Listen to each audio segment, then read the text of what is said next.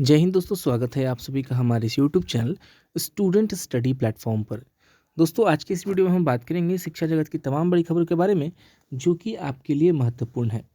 दोस्तों, आज की सबसे पहली खबर है कि बिहार पुलिस में 48,447 पदों पर सीधी बहाली होगी। तो ये आज की सबसे पहली और बड़ी खबर है कि बिहार पुलिस जो कि बिहार की हमेशा आने वाली बहाली, जिसमें 48,447 पदों पर सीधी बहाली की बात कही गई है।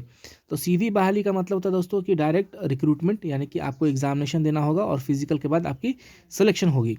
इसमें कोई संविदा वगैरह की कोई बातें नहीं है। और मुख्यमंत्री की अध्यक्षता में हुई बैठक में 75,543 पदों को मिली है मंजूरी। तो देखिए, इसमें 48,000 पद जो है सिर्फ बिहार पुलिस के हैं और उसके अलावा 75,000 जो है टोटल जो है कि अलग अलग एसआई वगैरह के भी पोस्ट दिए गए हैं। तो देखिए, यहाँ पर पूरी खबर को देखते हैं।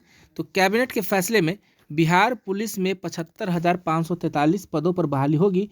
मुख्यमंत्री नीतीश कुमार की अध्यक्षता में मंगलवार को हुई राज्य कैबिनेट की बैठक में इन पदों के सृजन की मंजूरी दी गई, जिसमें 48,447 पदों पर सीधी नियुक्ति होगी। वहीं दूसरे चरण में इमरजेंसी रिस्पांस सपोर्ट यानी कि ERSS के तहत 19,288 और पहले चरण ERSS डायल 112 के पुलिस संवर्ग के और गैर पुलिस संवर्ग के 7,808 पद शामिल हैं।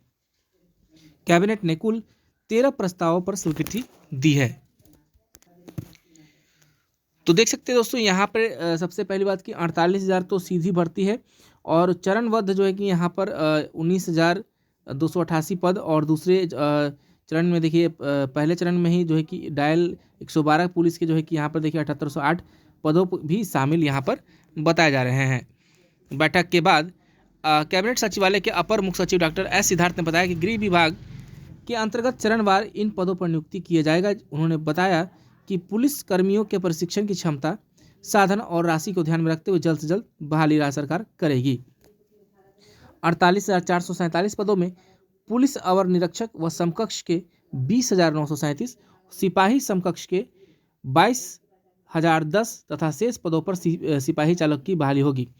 अब देखिए दोस्तों, इसमें क्या है कि 48,447 जो पद हैं उसमें जो है कि 20,937 पद जो है कि आपके तो SI लेवल के हो जाएंगे और सिपाही लेवल के जो है कि 22,010 पद इसमें होंगे, जिसमें बिहार पुलिस के और जो है कि सिपाही चालक के जो कांस्टेबल और कांस्टेबल ड्राइवर की होगी बहाली।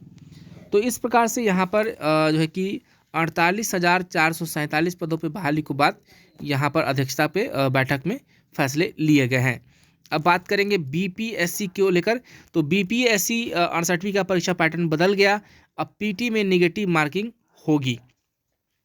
तो देखिए, बिहार लोक सेवा आयोग BPSC ने 68वीं प्रारंभिक परीक्षा व मुख्य परीक्षा के पैटर्न में बदलाव किया है। इसकी अधिसूचना मंगलवार को जारी कर दी गई। प्रारंभिक परीक्षा यानी कि PT परीक्षा में अब निगेटिव मार्किंग लागू की गई है। हर गलत उत्तर पर 1/4 अंक कटेगा। यानी कि पहले क्या होता था दोस्तों कि 150 अंकों की जो परीक्षा होती थी उसमें कोई निगेटिव नहीं होता था। आप 150 के 150 मार सकते थे, कोई दिक्कत नहीं था। लेकिन अब जो है कि इसमें 0.25 की निगेटिव मार्किंग रखी गई है, यानी कि एक गलत करते हैं तो 0.25 आपका नंबर कटेगा और 4 प्रश्नों का उत्तर गलत देने पर आपका 1 अंक कट जाएगा। यानी कि अगर आप 4 सवाल का जवाब दे रहे हैं तो 0.25 × 4 करेंगे तो आपका जो है कि 1 नंबर पूरा कट जाएगा और हर प्रश्नों के लिए 1 अंक तय है। यह बदलाव छात्रों से प्राप्त सुझाव के बाद किया गया है। तो यहाँ देखिए, सामान्य हिंदी में 30% प्राप्तांक अनिवार्य भी किया गया है। ये मुख्य परीक्षा के लिए है। तो आयोग ने संयुक्त लिखित मुख्य परीक्षा में बदलाव किए हैं। सामान्य हिंदी में 100 अंकों की परीक्षा होगी और इसमें 30% अंक अनिवार्य कर दिया गया है, पर मेधा निर्धारण में इसके अंक नहीं जुड़ेंगे। परीक्षा के लिए 3 घंटे का समय मिलेगा। ऐच्छिक विषय में तय न्यूनतम प्राप्तांक लाना अनिवार्य होगा। मेधा में इसके अंकों की गणना नहीं की जाएगी। तो इस प्रकार से देखिए कि मुख्य परीक्षा में आपको 30% प्राप्तांक हिंदी में लाना होगा और देखिए अलग से निबंधन लेखन भी जोड़ा गया यहाँ पर। तो आयोग ने सामान्य अध्ययन पत्र 1 व सामान्य अध्ययन पत्र 2 को क्रमशः 3-3 अंकों का रखा है। इस बार अलग से निबंधन लेखन को जोड़ा गया है। इसके लिए 300 अंकों की परीक्षा होगी। मुख्य परीक्षा के सभी पेपर 3 घंटे के होंगे। निबंध लेखन पर छात्रों को विशेष ध्यान देना होगा। इसका अंक मेधा अंक में जुटेगा। वैकल्पिक विषय जो है कि MCQ आधारित के होंगे, जो कि 100 अंकों का होगा। इसमें सामान्य वर्गों को 40%, पिछड़ा वर्गों के लिए 36.5%, अत्यंत पिछड़ा वर्ग के लिए 34% और अनुसूचित जाति जनजाति के लिए महिलाओं दिव्यांगों के लिए 32% अंक लाना अनिवार्य होगा। तो देखिए यहाँ पर जो है कि ये बड़ी बदलाव की गई है BPSC एग्ज़ाम को लेकर। तो यहाँ पर 68वीं को लेकर भी बदलाव है। और देखिए यहाँ पर 67वीं की बात, जो ये 68वीं की बात कर ले तो ये PT में नेगेटिव की बात हो गई। मेंस में भी देखिए यहाँ पर हिंदी की भी बातें हुई और जो है कि और निबंध पे भी ध्यान दिया गया है। और देखिए यहाँ 68वीं PT को लेकर डेट बढ़ा दी गई है दोस्तों। तो देखिए 20 तारीख पहले डेट था, अब इसे बढ़ाकर 30 दिसंबर तक कर दिया गया है। तो देखिए यहाँ पर डेट को बढ़ाया गया है। 283 पदों के लिए यहाँ परीक्षा ये होने वाली है। अब देखिए आगे बात करते हैं तो स्नातक पास बेटियों को मिलेगा 25-25 हज़ार। तो ये CM बालिका स्नातक प्रोत्साहन योजना के तहत देखिए यहाँ पर जो है कि स्नातक उत्तीर्ण करने वाली छात्राओं के लिए प्रोत्साहन राशि मिलने का रास्ता साफ हो गया है। मंगलवार को इसकी शुरुआत हो गई है। राज्य सरकार ने 20,000 छात्राओं के लिए 20,000 छात्राओं के लिए प्रोत्साहन राशि जारी कर दी है। इसके लिए शिक्षा विभाग ने 50 करोड़ का आवंटन किया है। लंबे समय से यह राशि लंबित थी। यह राशि वित्तीय वर्ष 22-23 में मुख्यमंत्री कन्या उत्थान योजना के अंतर्गत मिलेगी। इसके साथ ही सभी छात्राओं को 25-25 हज़ार मिलते हैं। शिक्षा विभाग के संयुक्त सचिव ने महालेखाकार को भी ये जानकारी दी है। तो देखिए इस प्रकार से अब शुरुआत हो गई है। जो भी छात्राएं 25-25 हज़ार रुपये के लिए जो है कि यहाँ पर एलिजिबल हैं, उनको ये 25 हज़ार रुपया मिलेगा। और देखिए यहाँ पर अमीन बहाली को लेकर रास्ता साफ हो चुका है।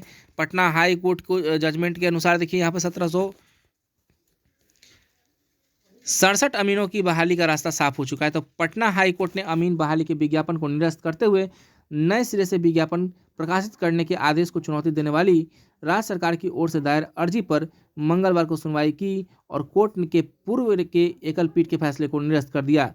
न्यायमूर्ति आशुतोष कुमार तथा न्यायमूर्ति नवनीत कुमार पांडे की खंडपीठ ने राज्य सरकार की ओर से दायर याचिका पर सुनवाई की।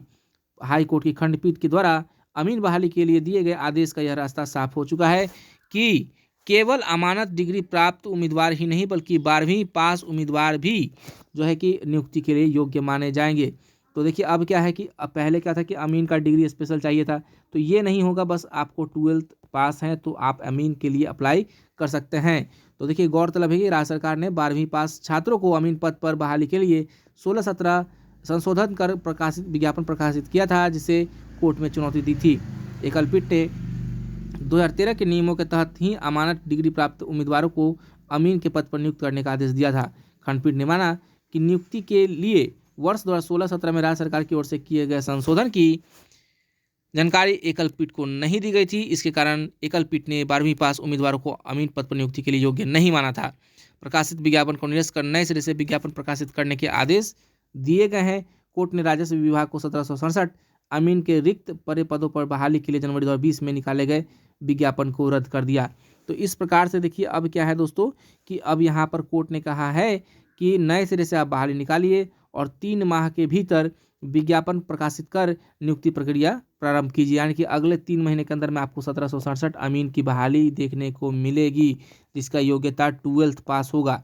अब देखिए यहाँ पर अमीन पद के लिए शैक्षणिक योग्यता जो राज्य सरकार ने विज्ञापन प्रकाशित में की थी वह प्रावधानों के अनुरूप नहीं थी। बिहार सरकार अमीन कैडर रूल के अनुसार उम्मीदवारों को +2 उत्तीर्ण होने के साथ साथ ही अमानत की डिग्री या ITI द्वारा सर्वेयर की डिग्री प्राप्त होनी चाहिए। राज्य सरकार के राजस्व विभाग द्वारा निकाले गए विज्ञापन में जो शैक्षणिक योग्यता रखी गई थी उसके अनुसार उम्मीदवारों को मात्र +2 होना ही प्राप्त रखा गया था। और इसी को लेकर अमीन की डिग्री वाले उम्मीदवारों ने राज्य सरकार द्वारा प्रकाशित विज्ञापन को हाईकोर्ट में चुनौती दी थी और कोर्ट ने सभी पक्षों को सुनते हुए विज्ञापन रद्द करते हुए नए सिरों से विज्ञापन निकालकर नियुक्ति जो है करने का राज्य सरकार को निर्देश दिया है। तो ये खबर जो है कि 1767 अमीन बहाली को लेकर है दोस्तों, और अच्छी खबर है कि ये बहाली फिर से निकाली जाएगी। अब देखिए यहाँ पर स्वास्थ्य विभाग को लेकर देखिए यहाँ पर उप मुख्यमंत्री सह जो है कि स्वास्थ्य मंत्री ने 1.6 लाख की नौकरी की बात कही है यहाँ पर कि स्वास्थ्य विभाग में 1.6 लाख को लोगों को मिलेगी नौकरी। तो चलिए दोस्तों आज के लिए बस इतना ही। आप सभी का बहुत बहुत धन्यवाद।